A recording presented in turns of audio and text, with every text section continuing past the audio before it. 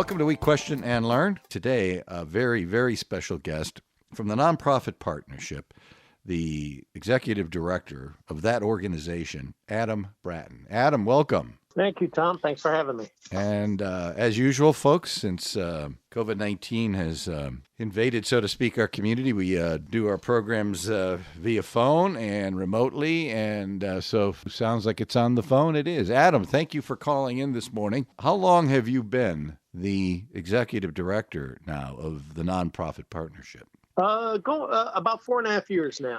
Wow. So, started mid 2016.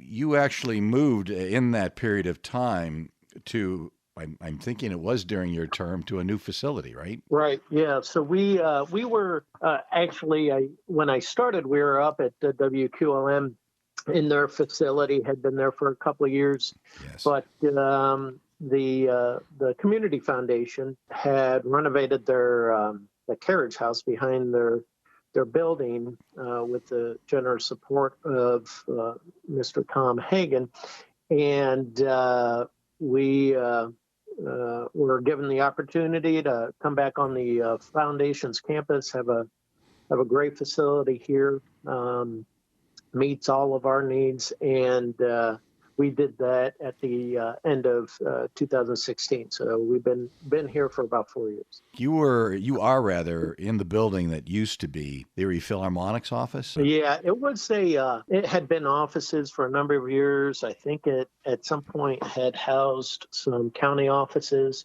and was not in great shape, nothing really original. So there wasn't much rehabilitation to the facility. It was pretty much completely gutted and transformed into what it is now. And again, it has training rooms, offices, conference room, and all those things have been invaluable to us as we kind of expand our reach in the nonprofit sector here. Well, for folks that are listening from out of town, let's explain what the Nonprofit Partnership is. Let's, if we could, do a little bit of history. It's been around for what? So the partnership, or at least our mission, was established in about 2001 as a program of the Erie Community Foundation. And about 2006-07 became its own standalone nonprofit organization. And since then, we've been growing our programs and services. We are very much focused on education, training, professional development of the staff, volunteers, and others within the sector. So we know that the nonprofit sector is made up of people. We don't do our work with large facilities, large pieces of equipment, any real, not a lot of capital investment, but the investment is in the people. So we focus on the people within the sector, trying to give them the skills, abilities, resources in order to have a greater impact on our community. Well, let's help people understand the breadth and scope of the organization. You are actually a 501c3, correct? Correct. Independent, 501c3. Yep. Right? And your organization consists of members. Who are your members? Our members, the only qualification for membership is that you are a nonprofit organization. So 501c3 is the most common nonprofit designation by the IRS. Mm-hmm. There are other designations. I believe there's 29 different designations, but the majority of nonprofits are 501c3. There are 501c4s and C6s, which are, fraternal organizations or chambers of commerce, that sort of thing. But the only caveat for membership is that you're a nonprofit, and we serve.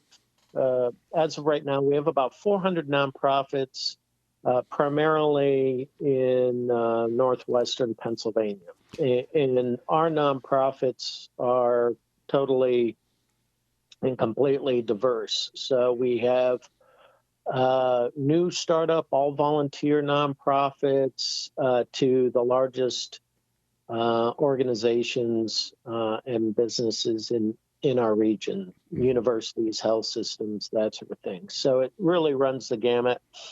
Like the rest of the country, a majority of our nonprofits are smaller. So most nonprofits in the U.S. are smaller nonprofits. And so we certainly try to find out, discover what they need, meet them where they are. Of course, a small, maybe all volunteer nonprofit is much different in their needs of what we provide than larger, more well-established nonprofits. So it's really a diverse group. Certainly makes the job interesting and different every day. And yes, I can imagine. Yeah. yeah. And, Well, an interesting point that was always fascinating to me when you look at a metro area, and I call it metro because that's sort of a broadcast term of maybe 280,000 people, probably a few more if you sneak into Ohio, into New York. With that, there are over 400 nonprofits that are in your membership. Are there more? There are more.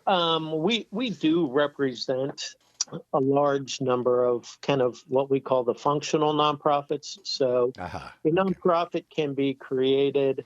The only time that designation usually is taken away is when they don't file a tax return. So a 990, if they don't file that for 3 years, the IRS will revoke their exemption. Yes. So any organization that has that is functioning, that files 990s on a regular basis, a majority of them we represent. So we estimate that we represent probably about at least 80% of the nonprofits in Erie County. It's still an astounding number of nonprofit organizations in such a small geographic area, relatively speaking, don't you think? Yeah. Sort of.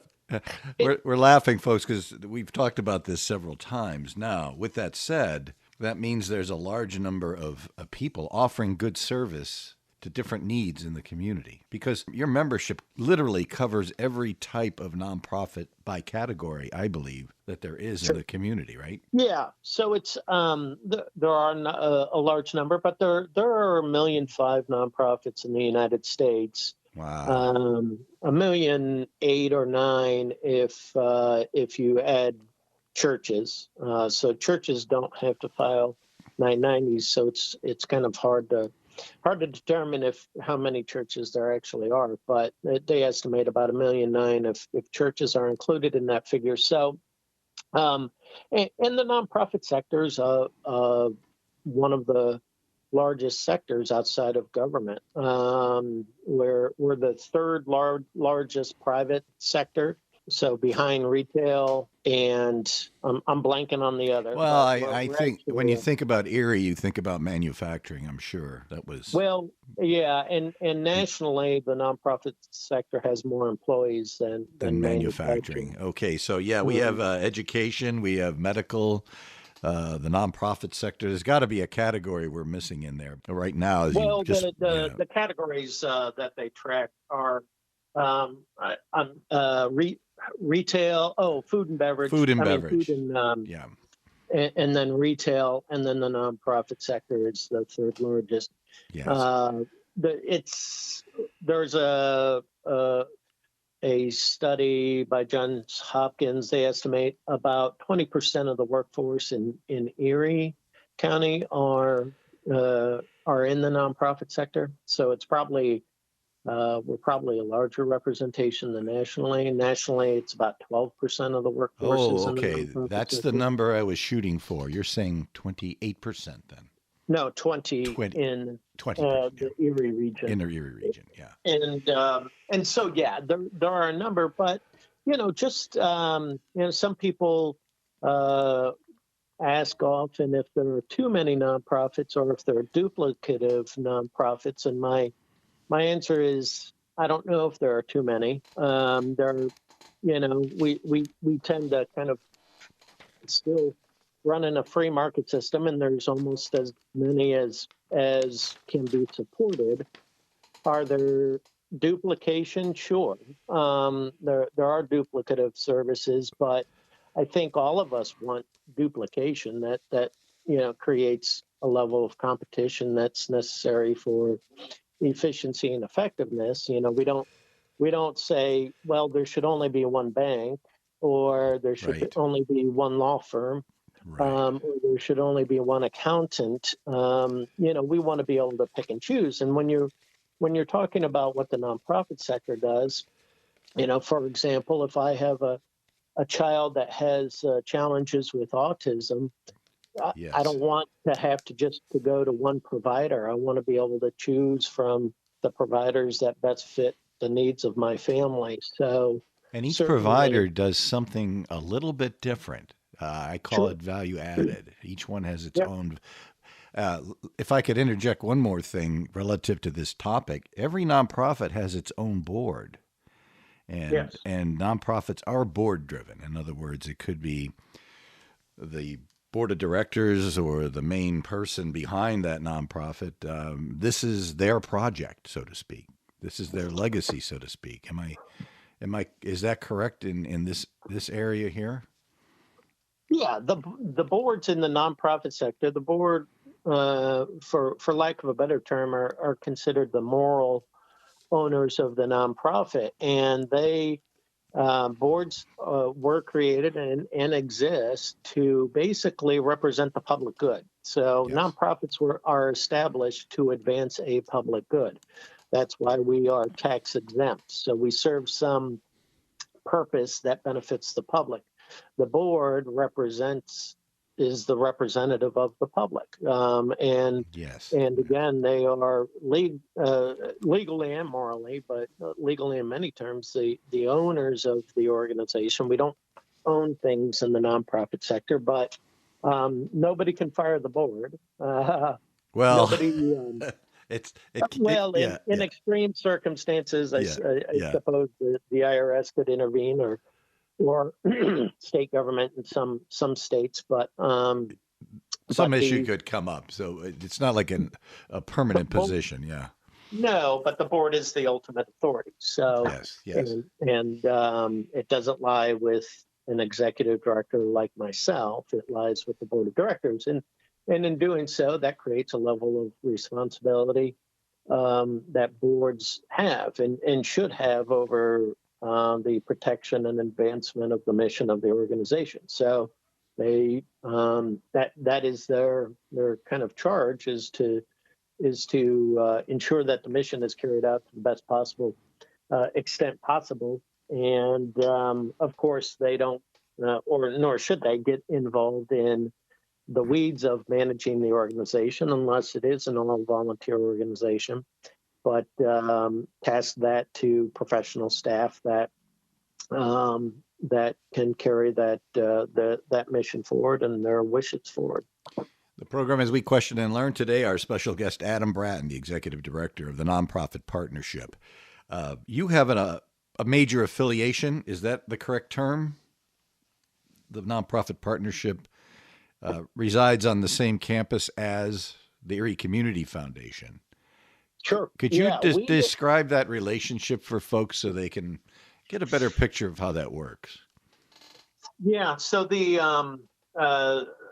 as I mentioned, the partnership was originally conceived as a program of the foundation. It Mm-hmm. did become a separate nonprofit Mm-hmm.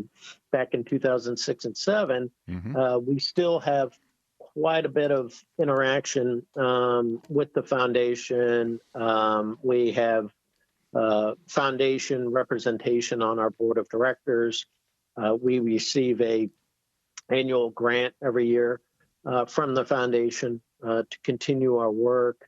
But more importantly, there's regular, probably daily interaction between the partnership and the foundation, really to advance the nonprofit sector. So the foundation exists as the primary funder of the sector in our region, an organization that galvanizes community support of the nonprofit sector, and the nonprofit partnership works alongside that by building the capacity of the sector. So they're two very complementary missions, and we work closely together to really support each other's missions, ultimately for the benefit of the nonprofit sector. A recent guest on the program was Mike Batchelor, president of the Erie Community Foundation. Now, he mentioned a major event that occurs every year in conjunction, I believe, with the nonprofit partnership once a year. Sure. Erie Gives? Yes, thank you. Yeah, Erie Gives last year, I believe, was its 10th year. Blew the records out last year, raising over $6 million, and has been an incredible boon for the nonprofit sector in really helping all sorts of nonprofits, from the smallest to the biggest, raise additional fundraising revenue from the generous Erie community. So we have been a partner with them in promoting Erie Gives, providing resources and infrastructure to the nonprofits, helping them get the word out and making their case to their donors.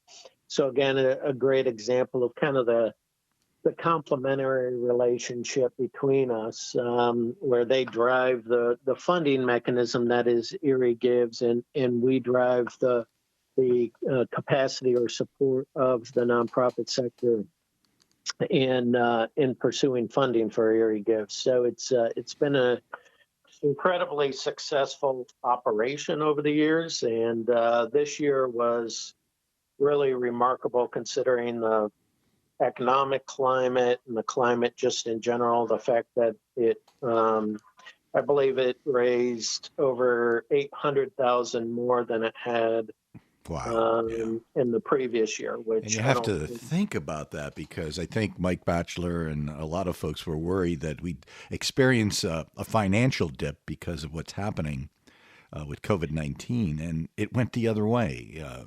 And thank goodness it did, right? Right. No, it was incredibly demonstrative of the generosity of the community and the resiliency of the nonprofit sector, and certainly was needed. The sector's gone through a lot, as has every sector in relation to COVID, and so those sorts of funds generated in our small community is certainly has a huge impact. It's astounding. We have one of the largest, or at least one of the more prevalent community foundations, I believe, in the country. Can I go one step further and ask you, your organization, the Nonprofit Partnership, I don't want to say how do you rank relative to others, but are there other groups as this, or are we sort of unique? Is the Nonprofit Partnership a unique organization? We are, as you said, sort of unique. So the organization like the Nonprofit Partnership really doesn't exist in many small cities like Erie. You'll find organizations like ours in Washington, D.C. or New York City or Chicago, large metropolitan areas that can sustain a nonprofit member-driven organization. So the fact that we exist in Erie is pretty unique. I haven't really found any complementary organization or similar organization that exists in a community our size. Again, it's usually statewide organizations that cover entire states or large cities. So it's certainly some credit goes to the Community Foundation for birthing this idea originally, and obviously for their ongoing support of the idea in providing nonprofits in the Erie community something that, again, really is unique for the size of Erie. And I get phone calls and connections pretty regularly from cities maybe similar to larger size cities about how we do what we do, and walking through with them ideas about how they can replicate what we do in their region. So it's it's certainly a somewhat unique offering to Erie. You offer some incredible services. On the other hand, how large is your staff? There are 3 of us. So Wow. myself and 2 other staff. Yeah. We do lean heavily on a very large network of consultants and speakers, Yes. and experts in the field that we've been able to develop relationships with. So we have a large network of national speakers and experts that provide content for us on a regular basis, and then certainly consultants locally, regionally, and nationally that also we can turn to or direct our nonprofits to if there's things that we cannot assist them with. But for the most part, a lot of that work is done within our walls, and we try to meet our nonprofits wherever they are, provide them with whatever they might need, and if we can't do it, then we try to find somebody who can. Prior to the COVID scenario, you did a lot of live events at your new facility. I call it a new facility, if I may. But now in the 21st century here, you do a lot of online work? Yeah, we regularly were providing in-person trainings, workshops, consultations, one-on-one or group work. So we were doing quite a bit of in-person hands-on education training and consultations. Obviously, about second week of March, all that was shut down. Our facility's been closed since the second week of March, and we went 100% virtual. We were up and running with our virtual provisions rather quickly. So we you were geared up for this before because you were doing this kind of thing. Right. Yeah. So we were, it was in our plans to take some of our programming virtual and for a number of reasons.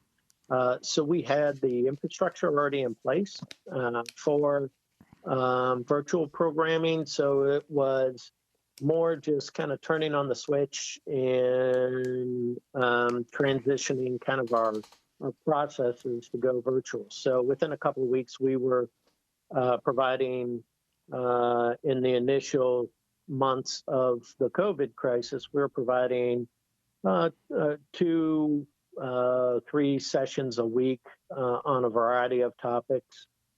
And initially, they were open to the public. Most of our programming traditionally is reserved for our membership, but like a lot of what was happening early on, we wanted to be able to do whatever we could for whoever might find value. So we opened up our training, our workshops, our educational programs, and saw a lot of folks coming from outside the region. So people who found out about the sessions were coming from all over the country. We had a lot of for-profit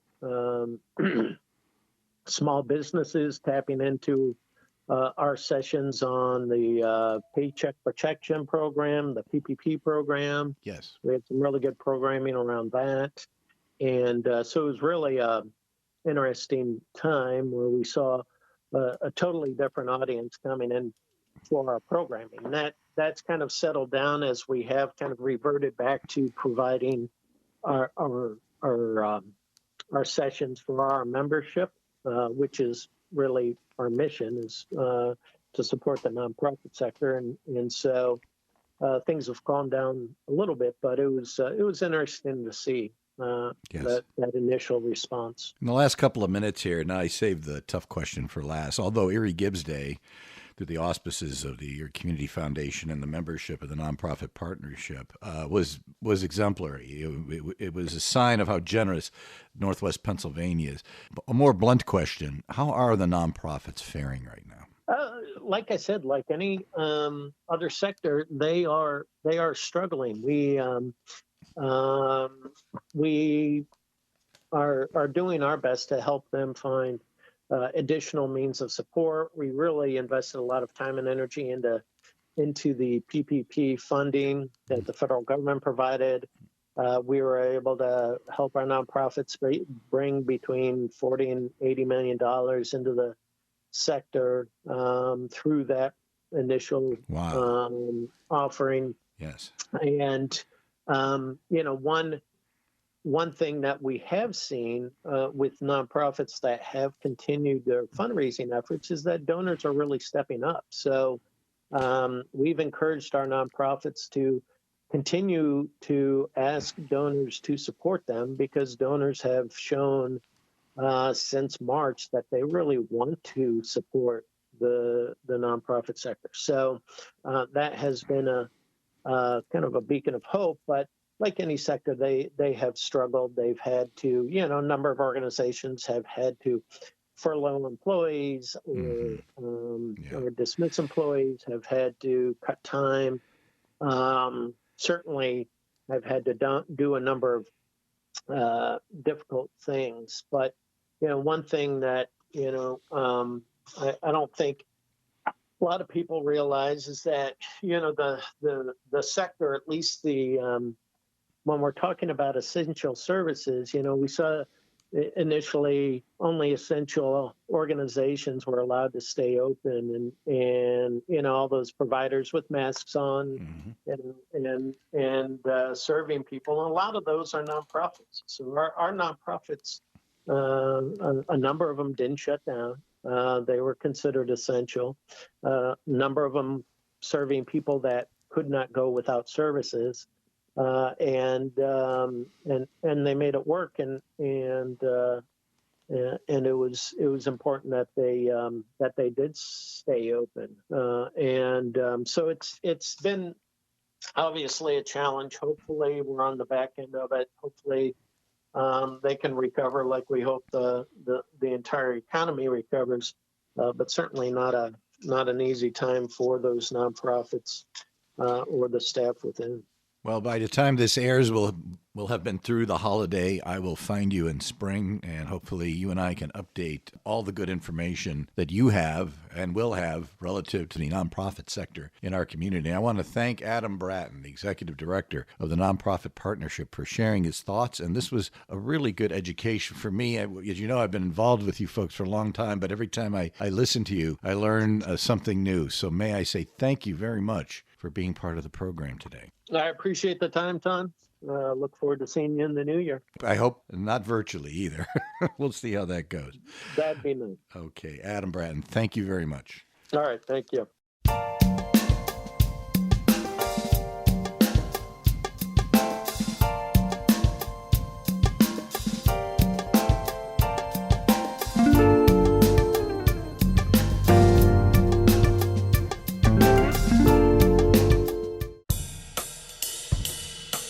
I'm Michelle Martin. These days, it seems like just about everybody is choosing sides and doubling down on talking points. Here at NPR, we try to cut through the noise with meaningful and respectful discussions with people from all perspectives, backgrounds, and walks of life. Join the conversation every weekend on All Things Considered from NPR News. Saturday and Sunday afternoons at 5 on WQLN Radio.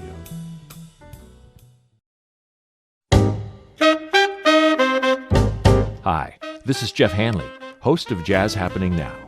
Each week we listen to some of the latest jazz recordings, and I think you'll be thrilled by what today's jazz musicians are doing and saying. The recording industry has changed, but the music is as alive and as vibrant as ever. The future of jazz is happening right now, if you just listen. And please do. Sunday night at 6 on WQLN Radio.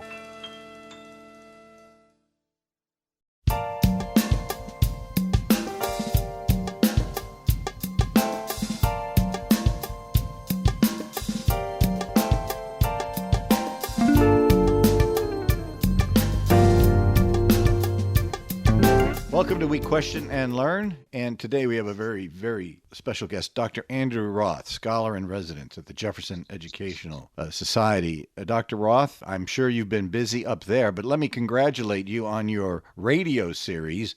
Well, thank you, Tom, and thank you for your help in arranging that with WQLN. Yeah, the program is called the American Tapestry Project. It's on WQLN at, well, the same time as yours, second Sunday of every month at 4 p.m.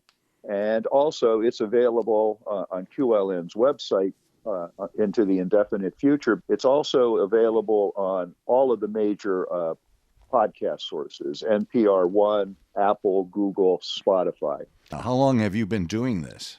Well, I think we talked about this on earlier. In another program some time ago. I got involved in this because I've been interested in American history, all my life. Yes. But sometime around 2016, when I was serving as the interim president at St. Bonaventure University, Phil Payne, a member of the history department there, he and I got chatting about, is there such a thing as the American story? What is the American story?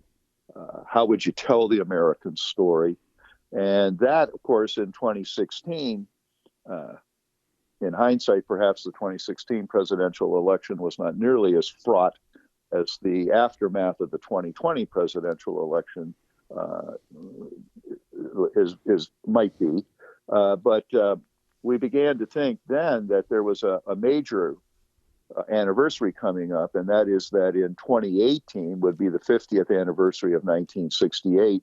And we don't need to revisit all of 1968, but a lot of people think 1968 was the worst year in modern American history. And quite frankly, I think 2020 is threatening to give it a run for its money.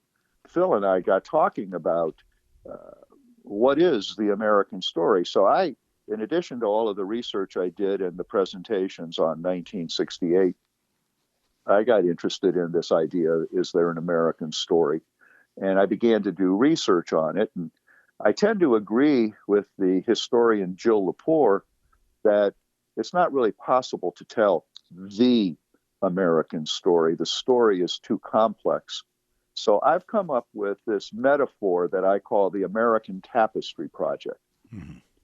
And the American Tapestry Project says that there may not be one American story, but there is a tapestry, a weaving together of many, many threads, of many, many stories that collectively, or when woven together, are the story of America.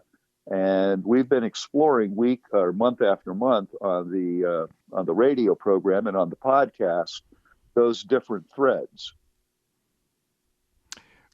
And as you define the thread. Now, you've categorized all these. I've heard you talk about it, but let's start from scratch.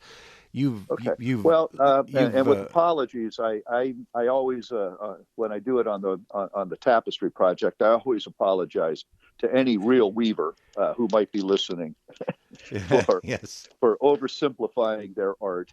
But in any weaving, there are two types of threads. There are the warp threads, and again, apologies to any weaver if I've gotten this kind of mishmashed. But if you can picture yourself sitting at a loom, the threads that are running perpendicular to you, in other words, they're running in straight lines towards you. Those are the warp threads that hold the weaving together. And then the threads that would run at right angles to you, left to works in both directions, right and left. Those are called the weft threads. And in a traditional weaving, such as a carpet or such as anything, any fabric, you can see both the warp and the weft threads. But in a tapestry, the warp threads are hidden. All you can see are the surface, the weft threads, which tell the story that the tapestry tells or illustrates. And so, and that's enough on weaving, because I'm sure right now there's some weaver somewhere just wincing at how I've mangled that.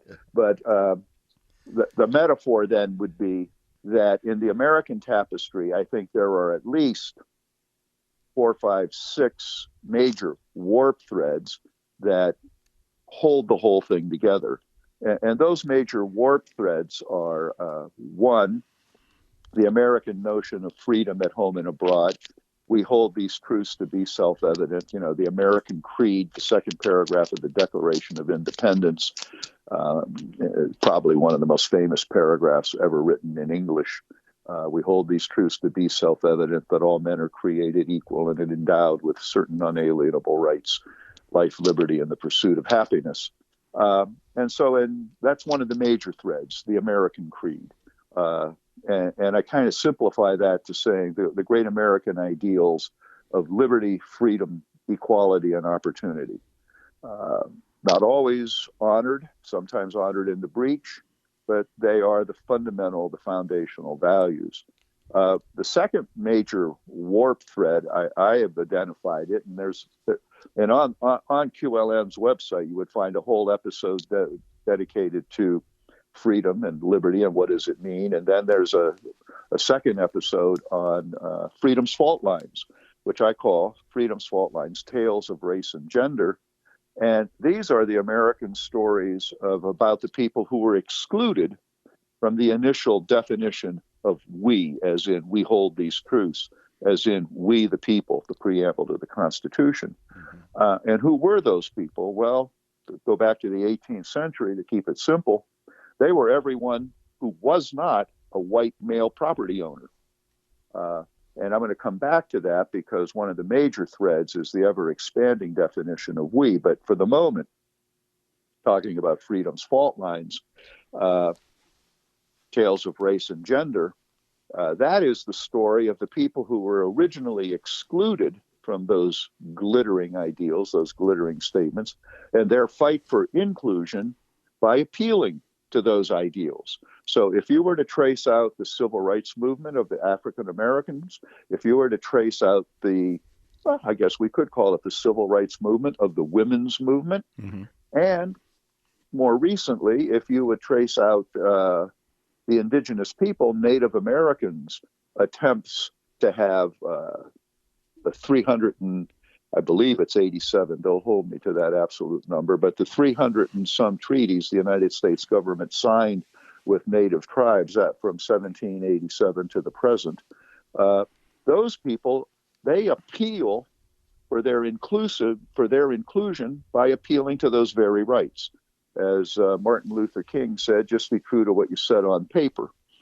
But the freedom's fault lines also, the people who would exclude them, who would deny them their inclusion, actually also do it by denying the American creed.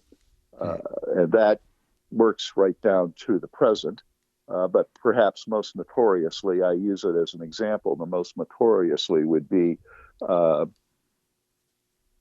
Alexander Stephens, the vice president of the Confederacy's cornerstone speech, in which he explicitly stated that the Confederate government was founded on the exact opposite principles of the Declaration of Independence. That is, the Confederacy rejected the Declaration of Independence, which is why, and I'm getting into the weeds here, so I'll back off a little bit, which is why at Gettysburg, Lincoln invoked the Declaration of Independence in a rebirth of freedom.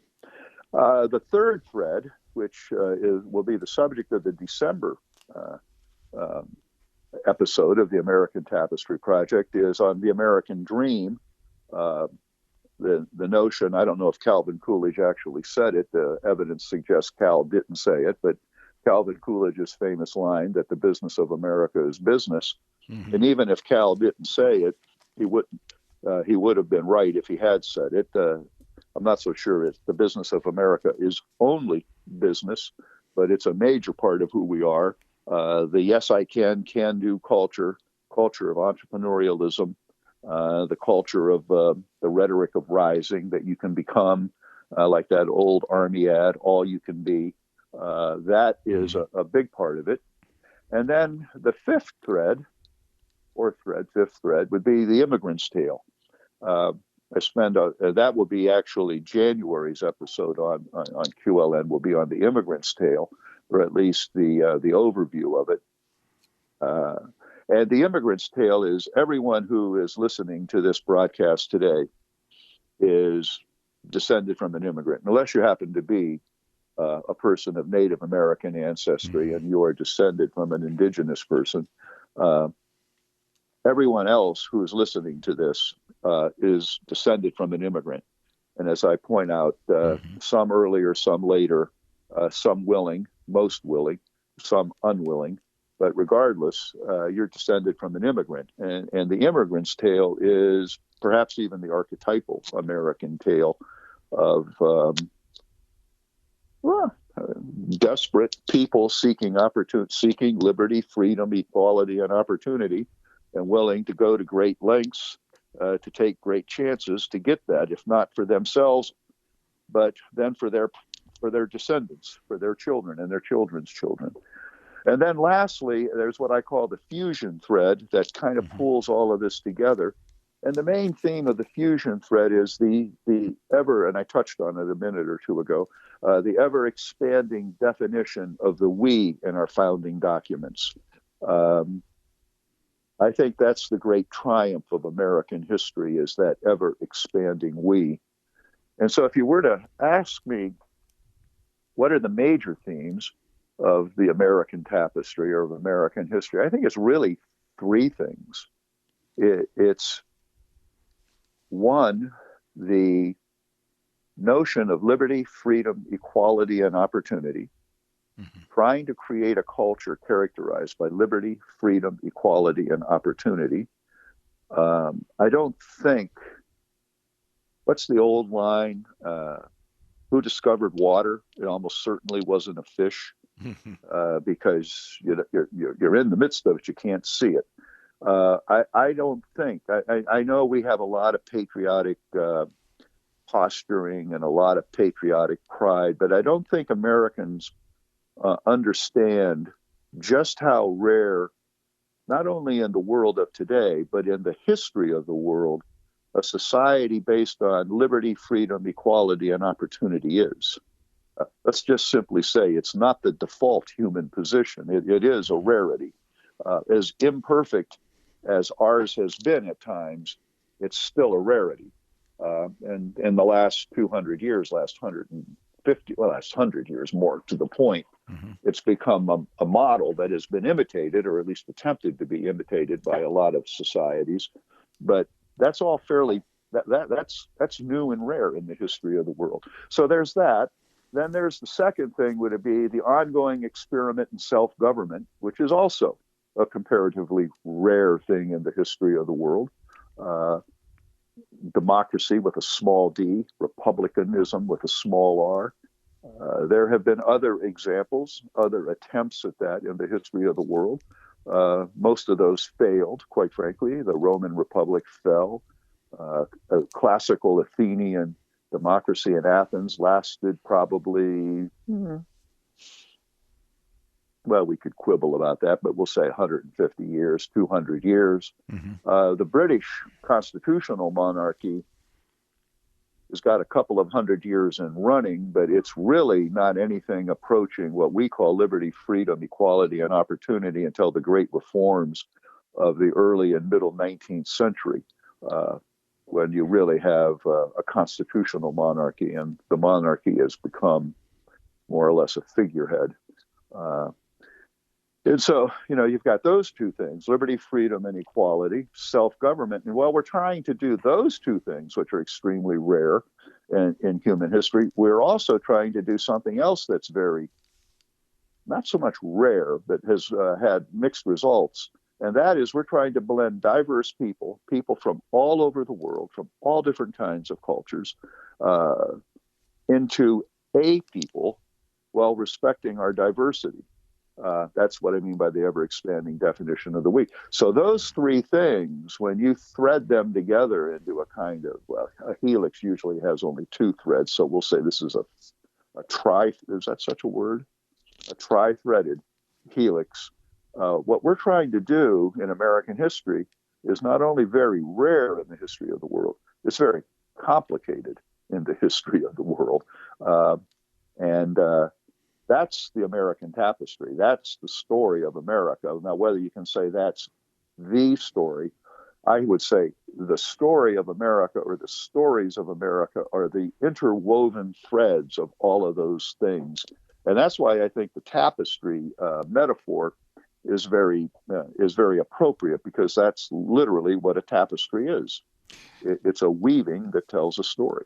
This is We Question and Learn, and I'm honored to have Dr. Andrew Roth discussing an outstanding project that now has made it to public radio. I'm not going to distract you from your itinerary there, but I did want to bring to light a couple of things. First of all, how did you come about the project? To me, you are, and forgive me for saying this, you're very emotionally and intellectually involved with the American Tapestry. And I think folks have listened to you and have really been fascinated with the data and the information. I, for one, am massively impressed at how you can recall all of this. So take that as a take that as a compliment. I tell people that you're a walking history book with photographic memory as an addendum. But personally, how did this come about in your career? Well, that's a very good question, Tom. And I want to give you the so-called elevator answer to that. That's okay. I sometimes have the tendency, and I recognize it in myself. If you ask me what time it is, I'll tell you how to make a clock. That's okay. That's all right. Rather than just saying it's whatever the time is as we're talking. I've always been interested in history and literature, and my undergraduate education is in that. But my career in higher education, for a variety of reasons that are of interest to me and a handful of other people, rather than become the scholar that I was always working on becoming, I got involved in administration. And as you have pointed out, I think perhaps in the intro, maybe not, I ended up the president of two different institutions. So I can hardly apologize for my career. But my real love are books and learning and ideas and history and literature, and to a lesser extent, philosophy of ideas. Mm-hmm. And so a good friend of mine, I should probably actually mention him, a good friend of mine, Herm Weber, and I were discussing the vicissitudes of retirement. Mm-hmm. And Herm said, you need to reinvent yourself, because I kept getting calls asking me if I wanted to be the interim president of this, that, or the other thing. Mm-hmm. And I didn't. I decided not so much to reinvent myself, but again, back to that 2016 conversation with Phil Payne at Bonaventure, mm-hmm. I decided what I was going to spend my retirement doing. And I'm not very good at retirement.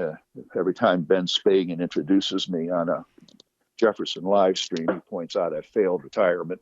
I decided in quote unquote retirement, I was going to do what I always loved to do. And, well, some of these great scholars who I refer to and mention, every now and then I'm humbled by their work. I look at their bibliographies or their background, and from a careerist point of view, if one wanted to catch them, begging the question of whether or not I have the wit to catch them, if one wanted to catch them, you couldn't do it. I simply run out of time, literally. And that's life. Mm-hmm. And so what I've gotten involved here is I thought, well, what I can do, and this started at the Jefferson and then at the Siegel Institute of Lifelong Learning at Case Western Reserve, and then at the Chautauqua Institution, mm-hmm. and now on QLN. I thought, what I can do is I can take not just primary research, which I've been involved in, but I can also take the work of these other people and acknowledge it and put it together into a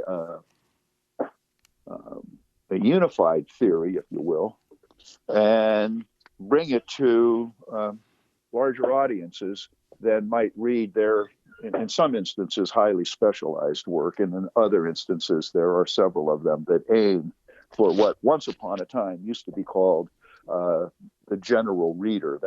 That actually is a phrase from public discourse describing the kind of person who read a lot but was not a scholar and made no pretense to be a scholar. Mm-hmm. And so I'm kind of working on behalf of those people in the electronic age is how I see it. So I've returned to, I'm not sure if this is really making sense as an answer to your question, but I got into it on a highly personal level because it was a return to my roots and doing what I love to do the most and going back to my academic and intellectual roots, if you will. Does that make Absolutely. Absolutely. I think just want to make this a neutral statement. As you present all this wonderful material over the huge number of hours, and we spent quite a few of those hours together, it was always fascinating to me how someone is able to accumulate, assimilate, and then interpret massive amounts of historical data and be able to recall it. I just wanted folks to understand that behind all this hard work and good presentation, there was a history and a person, and that maybe it's an inspiration to a younger scholar, so to speak, to really take an interest in what they do and let me say this, and become a real expert at the topic. Yeah, well, I don't know if I'd call myself a real expert, but I think I'm reasonably well grounded in it, and I'm aware of my limitations, so I'm constantly attempting to learn. I do believe in the theory, on a personal note, that it's better to wear out than rust out. And I really have no intention of stopping and doing this. A number of people have suggested to me that both the 1968 research and the American Tapestry could be turned into books. And yes, I think I will probably do that. The probably is a wee bit of a hedge, but as long as I'm as energetic as I am now, I'm not going to give away my age, but I'm older than I. You sound. I sometimes wonder how I got here. I mean, as I wake up in the morning, I think, "Good Lord, who's this old guy looking at me in the mirror?" But how did this happen? Yeah. But all of us, how did this happen? But all of us, or many of us, have had that experience, and the younger people listening, they'll have that experience. I wanted to, if I could interject for a half a second, I was fortunate enough to sit with Bob Chittister. And I don't think people understand that you have a touch of history with WQLN. Yeah, I do.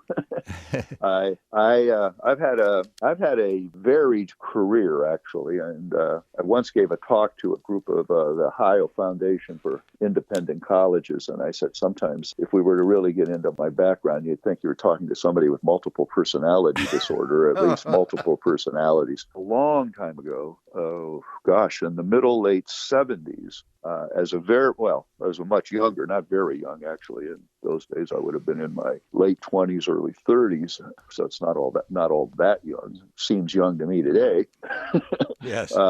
But I was a young faculty member at Mercyhurst then College, and we had a satellite studio at Mercyhurst of WQLN in the early days. Yes. And what I did was I was a member of the QLN board, and I'm not so sure that it was a one-to-one representation of Mercyhurst because I think I actually was nominated. The late Betty Gartner, I believe, nominated me, and I ended up on the board. So I met Bob and got to watch and be a front row observer in many ways to the terrific job he did back then, actually creating WQLN. Yes. And so that was interesting. And then, of course, I also did radio. I did a program back in those days called Andy Roth's Sight and Sound, which aired on Saturday night. And it was a combination of book and film reviews and jazz and music selections. And quite frankly, they say, flattery is the sincerest form of imitation is the sincerest form of flattery. And there was a program on WCLV in Cleveland with a fellow by the name of Tom Conrad. Yes. Who did a program on Saturday night, and I somewhat basically mimicked his format and kind of fast-forwarding the tape some 30 years into the future, I got to know Tom Conrad. I met him at WCLV when I would be interviewed for doing things when I served as president of Notre Dame College. And I told him what I had done, and he said, "Well," he said, "Wonderful." He said he took it as a compliment. Wonderful. But I'd been involved with QLN for years, and then again showing the different facets of all of the things I've done. There was a program. I was the original host of the television high school quiz show in Erie, High Q. sponsored by the Manufacturers Association, and that was fabulous. also in the late 70s. I don't think we did it into the 80s, or I didn't. It continued, A.J. Miceli and some others. Yes. But in any event, when we did that program, the late Chet Giermack was in effect, the producer. He's the CEO of Erie's Magnetics. Yes. And Erie's Magnetics was the sponsor, the patron, I believe we use at QLN in public media, benefactor. And we recorded that program, even though it aired on WICU. We recorded it in WQLN's television studios. Yes. And so I've been involved with WQLN for a long time. Then, of course, there was a big gap when I wasn't involved because I wasn't in Erie. But there's a bit of a history. But it was really fascinating to watch Bob and his entrepreneurial zeal as he created WQLN. And I think the people of Erie owe him and other people like Lou Pollock and other civic-minded individuals, a debt of gratitude. They created that, and I think it's incumbent on people today to keep it going. Well, forgive me for it's taking a very the last valuable community asset. Oh, thank you. That's a generous statement. And forgive me for taking the last third of our time here to talk about you. I think people need to, gain a perspective of the person delivering all this wonderful information. And if I could take a half a second to thank you, because I'm not sure people really understand what goes into assembling a program as you have. We've done 4 or 5 together. You've done 6 already on your own. I just want people to appreciate the energy that it takes to assemble this. If that's a good word. And I've done a number of live streams. One of the things, here's the power of media. Yeah. When I would do when I did workshops at Chautauqua, there would actually be, even at Chautauqua, there would be, in the Hall of Philosophy, not the big amphitheater, but the Hall of Philosophy. Yes, that holds about 500-600 people. So those were substantive crowds. But when you do the Rhodes Scholars, those were audiences of 50 or 60. Yes. When you do the presentations in Cleveland and elsewhere, and one of the things you discover with the discovery of the obvious, the power of media, is just by some order of magnitude, you've increased the size of the audience. And I've done a number. I don't even know how many presentations I've done at the Jefferson, because nowadays, I only represent myself as a scholar in residence at the Jefferson Educational Society, which is another really valuable community asset. Yes. That I'm not entirely sure all Erieates anyways. I know there's a cadre of Jeffersonians who get it. How valuable and that is as a community resource, and how rare that a community the size of Erie actually has something like the Jefferson Educational Society. It's a model for the future, and I don't know. I have no idea what Furky and the people there, Furky Ferrati, the president of it, and his board, but it's a terrific thing. And I've given, and Charles Brock deserves a debt of gratitude for helping launch that. Yes. I've done, I couldn't tell you, 20 or 30 presentations there. And you do it with audiences that range on the low side from 30 or 40 on a cold night in February to on the high side, 90 to 100. And we've been doing things on live stream on Facebook and on the web and on our own YouTube channel. And it's just amazing. Suddenly you double, triple, quadruple. Dr. Roth, this is the worst part of my job. You know what I'm going to have to tell you. Yeah, time's up. It's okay. And I know that you're getting very familiar with that because I'm sure the producers have waved at you. Or if you're recording on your own, you're probably looking in the mirror and going, I need to stop because the clock has run out. But this... I'm very conscious of the clock. I'm learning that. That's okay. And this automatically on our program gives you an invitation to come back. I hope you'll accept that when I send you that email. Absolutely. Yeah, great. Thank you. Always a pleasure to be with you, Tom. Oh my gosh, thank you for all your good work, but best of all, thank you for all the things that I've learned from you.